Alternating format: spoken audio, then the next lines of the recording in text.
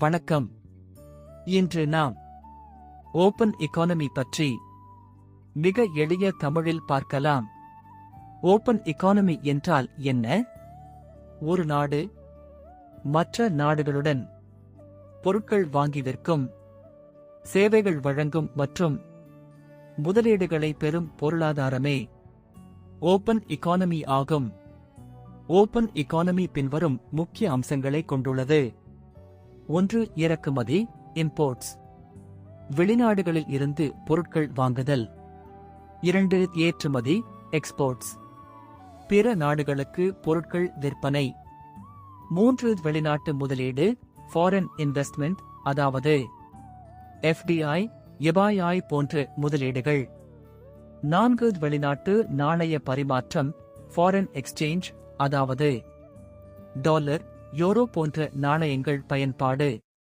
5. சர்வதேச வர்த்தக உறவுகள், அதாவது உலக நாடுகளுடன் பொருளாதார இணைப்பு. ஓபன் எக்கானமி வகைகள் யாவை? 1. ஃபுல்லி ஓபன் எக்கானமி, வர்த்தக கட்டுப்பாடுகள் மிகக் குறைவு.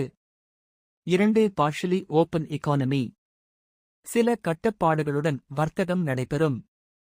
உதாரணமாக, இந்தியா மொபைலை வெளிநாடுகளில் இருந்து வாங்குகிறது. அதே நேரத்தில் ITஐ பிற நாடுகளுக்கு ஏற்றுமதி செய்கிறது. 1991க்கு பிறகு இந்தியா ஓபன் எக்கானமி ஆனது.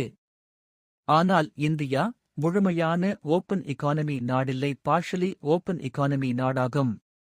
இதனால் வேலைவாய்ப்புகள் மற்றும் வளர்ச்சி அதிகரித்தது. ஆனால் சிறு தொழில்களுக்கு சவால்களும் ஏற்பட்டன. ஒரு வரியில் நினைவில் வைக்க வேண்டும் எனில், மற்ற நாடுகளுடன் பொருளாதார பரிமாற்றங்கள் நடைபெறும் பொருளாதாரமே ஓபன் எக்கானமி ஆகும்.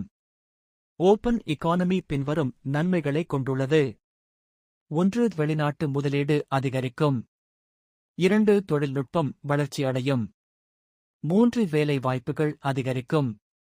4. பொருட்களின் தரம் மேம்படும். 5. போட்டி அதிகரிப்பால் பொருட்களின் விலை குறையும். ஓபன் இன் குறைபாடுகள் பின்வருமாறு. 1. சிறு மற்றும் உள்ளூர் தொழில்கள் பாதிப்பு அடையும். 2. வெளிநாட்டு நிறுவனங்களின் ஆதிக்கம் அதிகரிக்கும். 3. உலக பொருளாதார நெருக்கடி தாக்கம் உள்நாட்டு பொருளாதாரத்தில் இருக்கும். 4. வர்த்தக பற்றாக்குறை ட்ரேட் டெபிசிட் அதிகரிக்கலாம்.